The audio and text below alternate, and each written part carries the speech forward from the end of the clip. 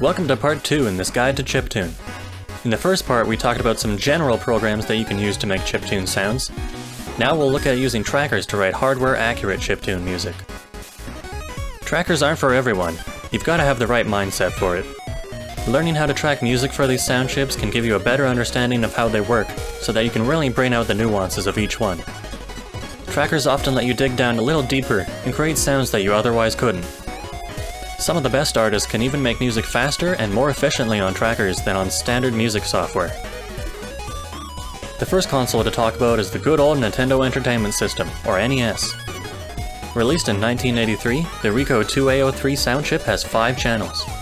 There's 2 pulse wave channels often used for melody with 4 different widths, and a triangle channel with no volume control that's often used for bass.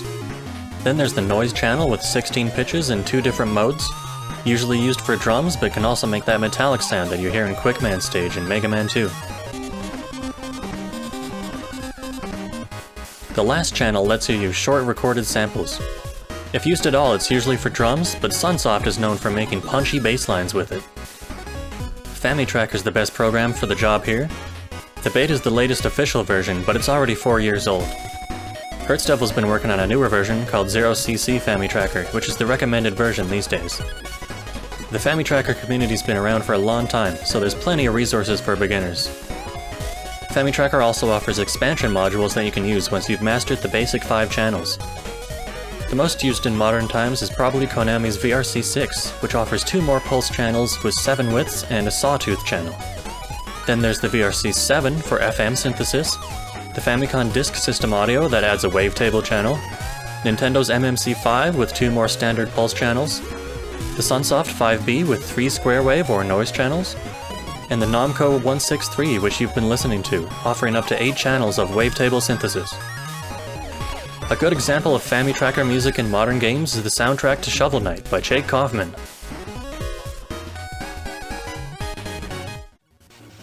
Next up is the Game Boy and a program called Little Sound DJ. This is another community that's been around for nearly 20 years. The Game Boy, codenamed DMG and released in 1989, has audio powered by the Z80 CPU and has very similar audio capabilities as the NES. The biggest difference is that instead of a triangle and sample channel, the Game Boy's 4th channel is a 4-bit wave channel.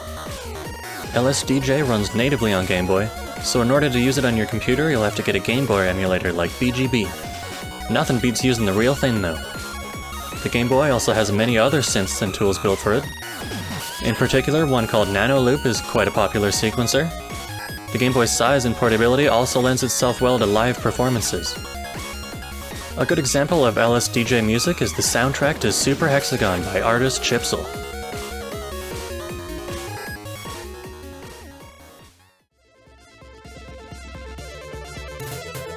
The next program I want to talk about is Deaflmask. It can make music for NES and C64, but I'm covering those systems separately. It's also probably the best choice for Sega Master System music, as well as TurboGrafx or PC Engine music. But most notably, it can be used to make music for the Sega Genesis, which is known as the Mega Drive outside of North America, and released in 1988. Yamaha's 2612 sound chip powers the FM synthesis in the Genesis. It offers 6 channels, each with 4 operators. FM synthesis is one of the most difficult sound techniques to master, but when you get it right, it can sound so good. If you're unfamiliar, FM stands for frequency modulation. Vibrato is a type of frequency modulation that oscillates a few times a second, whereas FM synthesis can modulate the frequency at hundreds of times a second. And an operator is a simple waveform that can be used to modulate another signal, and they can be connected either in series or in parallel. This can lead to some very interesting and smooth sounds or some really noisy metallic ones.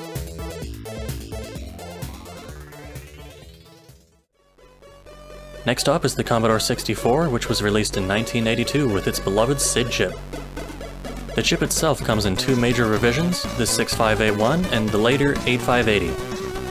The differences between them usually come down to personal taste, so you'll have to try them out for yourselves. And to do that, the tracker of choice is Goat Tracker 2. The sound emulation sounds fine to me, but especially with the C64, experts will always prefer the real thing. There's plenty of trackers for working natively on C64. One I recommend is SID Wizard. There's even versions of it that work with 2 SID chips at once. The SID has 3 channels and each can choose from 4 waveforms. But I think the thing that sets the SID apart from other sounds is the filter. It gives it that wow sound. You know what I mean.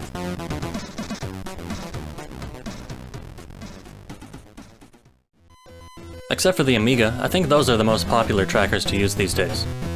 Next, we're going to look at the Atari and some older computer systems. The original Atari 2600 or Atari VCS released in 1977 and only had the Television Interface Adapter chip, or TIA. This chip only supported 2 channels of pulse or noise, and the way it generated frequencies meant that a lot of the notes it could create were wildly out of tune. It's really more of a sound effect machine, but it's not impossible to create music with it, and TIA Tracker will let you do that.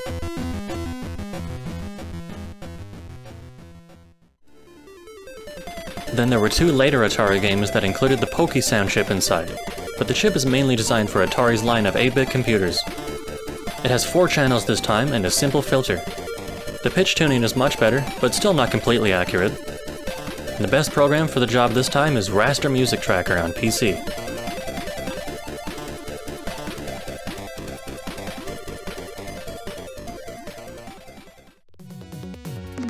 Next is something a little different.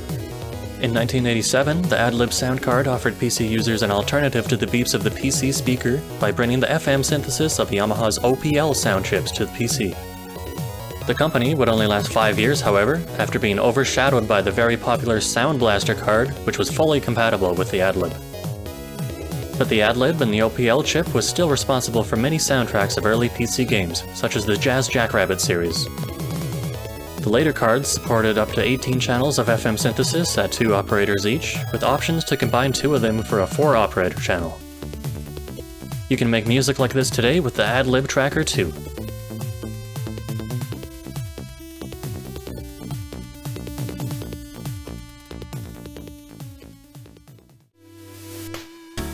Next, we dive into the Japanese computer market with the PC-88 and 9800 series computers, first released in 1981 and 82. A rather recent program called Bamboo Tracker will let us track for the OPNA chip that's found in the mid-generation of these computers, and it offers an interface that will be familiar with FamiTracker users. This chip offers 6 4-operator FM channels, similar to the Genesis, but it also has 3 square-wave SSG channels. Here, SSG stands for Software Controlled Sound Generator, which is Yamaha's term similar to PSG, or Programmable Sound Generator. This chip also has 6 predetermined percussion channels that were built into the ROM. Greiser87 is known for using sound chips like this one in the games he's composed for, such as Maldita Castilla.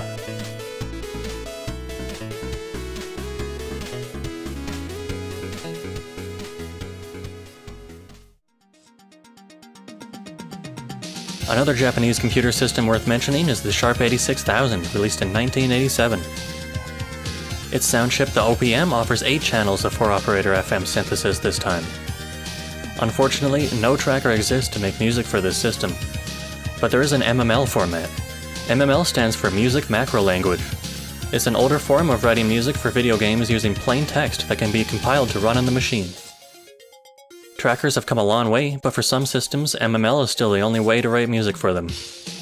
A few people may even prefer to write an MML. A more recent example of MML is even seen in the MMO game Mabinogi.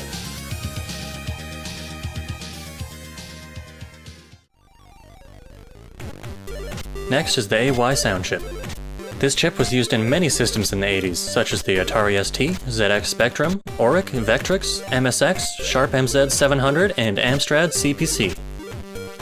As an evolution of Starco's for CPC, Arco's Tracker will let you track music for this chip on modern computers. It offers 3 PSG channels, but Arco's Tracker will let you use several of these chips for up to 32 channels. Some of these computers get a little more interesting though. It wasn't until later in the ZX Spectrum's life that it was given the AY chip.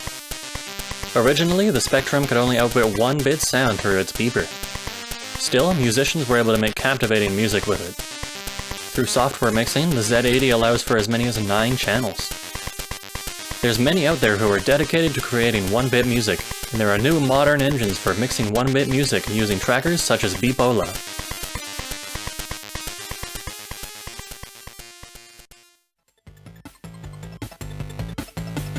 Back to the AY chip, another computer by Microsoft Japan called the MSX took advantage of it. In addition to the normal 3 channels, it was often paired with Konami's Sound Creative chip, or SCC, which offered 5 more channels of wavetable sound. You can use a program called Trilo Tracker on MSX for this, and emulators such as OpenMSX or BlueMSX if you want to emulate the MSX.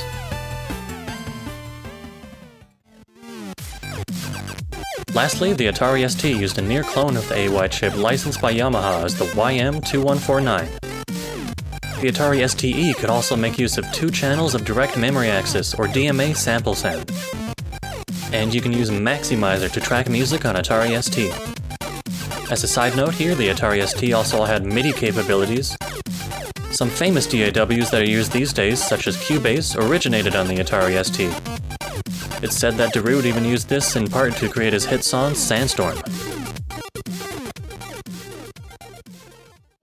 Before CD audio was widely used for video game music in the late 90s, there were some systems that only used sampled audio. The Super Nintendo, released in 1990, offered up to 8 channels of 16-bit audio samples, as well as a reverb effect. There is a tracker for this system, but this is the one time I recommend the VST over anything else. It's just way easier. The C700 VST emulates the SPC700 and allows you to import the Super Nintendo's audio file type .spc and use the instruments that are inside. If you really want to end up with a .spc file for your music, it's possible to convert IT modules. And finally, we make it to the Commodore Amiga, where some of the first trackers originated. It has 4 channels that can output 8-bit samples. 2 of them are routed to the left speaker and 2 to the right. There were many trackers for the Amiga, but among the most popular was Pro Tracker. It's even been cloned recently to run on Windows. Much of the work for trackers on Amiga carried over to DOS with programs like Fast Tracker and Impulse Tracker. I won't get into the war between those, but I am a fan of the more modern Milky Tracker, which can operate in Amiga mode. There's also Modplug Tracker for Windows, an open source program that still gets regular updates. And if you just can't get enough of that tracker life, then there's always the paid program Renoise, which is a full DAW with a tracker-like interface. As a bonus at the end here, the creator of Cave Story has released his own music software called Pixtone. Many have found it useful, such as Greiser87 who used it for The Curse of Isios. There's also many modern audio programming languages. For example, the game Spore uses pure data to procedurally generate its music. Possibilities for making music really are endless, so I hope this video has inspired you to get out there and make some fresh tunes. Thanks for watching, and I'll see you next time.